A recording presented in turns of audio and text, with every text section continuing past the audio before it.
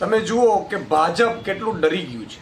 એને ખબર છે 30 વર્ષથી અત્યારે શાસનમાં હત્યાઓ, બેફામ લૂંટફાટ, ભાજપના નેતાઓના અત્યાચાર, ભાજપના નેતાઓના જે દીકરીઓ ઉપર બળાત્કારો કરીને, રેપો કરીને એને સરઘસો કઢાવવા, આથી લોકો ત્રાહિમામ પોકારી ગયા છે. અને ભાજપને ખબર છે કે હવે આમ આદમી પાર્ટી છે એમને હરાવી શકે છે, ડરાવી શકે છે. અને એટલા માટે ઉપર પણ આમ આદમી પાર્ટીને તોડવાની ખૂબ કોશિશ કરી. અરવિંદ કેજરીવાલથી માંડીને તમામ નેતાઓને જેલમાં નાખવાની કોશિશ કરી, કાંઈ મળ્યું નહીં. સીબીઆઈ, ઈડી અને સુપ્રીમ કોર્ટે કીધું કે સીબીઆઈ તોતાની જેમ, પારતું તોતાની જેમ, ચિંદ્રાના તોતાની જેમ કામ કરે છે. જે રીતે ગુજરાતમાં દિલ્હીની ચૂંટણી પછી દુર્ગેશ પાઠકજીએ સહપ્રભારી તરીકે ચાર્જ લીધો અને હજી 5 દિવસ થયા છે અને અંદાજે 50થી વધુ મિટિંગો કરી, એટલે ભાજપના પેટમાં તેલ રેડાયું કે ગુજરાતની જનતાને જે ભાજપે અજગરની જેમ ભરડો લીધો છે.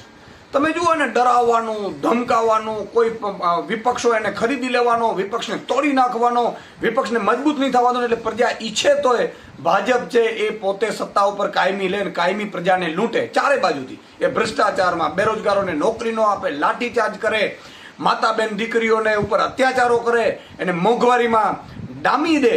આ સ્થિતિમાં જ્યારે ગુજરાતને છોડાવવા માટે દુર્ગેશ પાઠક અને ટીમ આવી છે ગુજરાતમાં, ત્યારે આજે ગુજરાતમાં આમ આદમી પાર્ટી સરકાર, કારણ કે ગયા વખતે પણ 14% વોટ 6 મહિનામાં મહેનત કરવાથી મળ્યા હતા અને 3 વર્ષ છે ખબર છે કે સરકાર બનાવી લેશે, એટલે દુર્ગેશ પાઠક ઉપર ફરીથી સીબીઆઈની રેડ નાખી છે. આ ભાજપ કરી શું રહ્યું છે? તમારામાં તાકાત હોય તો તમારે ખરેખર ચીનને લાલ આંખ બતાવવી પડે, આપણે બીજા દેશો માટે લાલ આંખ બતાવવી પડે. આપણે સૌ પણ વિપક્ષ, શાસક પક્ષ ને વિપક્ષ, આપણે તો દેશને, રાજ્યને મોટું કરવાનું, આપણે લીટી મોટી કરવાની, જે સારું કરે છે ને આગળ કરવાના હોય. અને લોકશાહીમાં તમામને ચૂંટણી લડવાના અધિકાર છે. પણ એટલી ડરી ગઈ ભાજપ કે દુર્ગેશ પાઠક ઉપર અત્યારથી જ સીબીઆઈની રેડ કરી છે.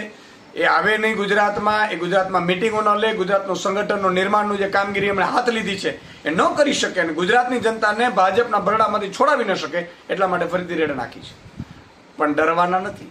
ન આમ આદમી પાર્ટીના નેતા ડરશે, ન આમ આદમી પાર્ટીના કાર્યકર્તા ડરશે. આ વખતે ગુજરાતની જનતા ખુદ તમને બગાડવા માટે તૈયાર છે. આ વખતે ગુજરાતની જનતા લડશે. આમ આદમી પાર્ટી તો બધી નિમિત્ત રહેવાની છે, પણ ગુજરાતની જનતા આ વખતે ભાજપના અત્યાચારથી, હવે થઈ ગયું 30 વર્ષથી તમે લૂંટો છો ને, મોંઘવારીમાં, બેરોજગારીમાં, પેપર ફોડવામાં, આ બધાથી ખેડૂતો પરેશાન, મહિલાઓ પરેશાન, યુવાનો પરેશાન, આ બધાનો બદલો છે ને જનતા પોતે લેશે રસ્તા ઉપર આવીને.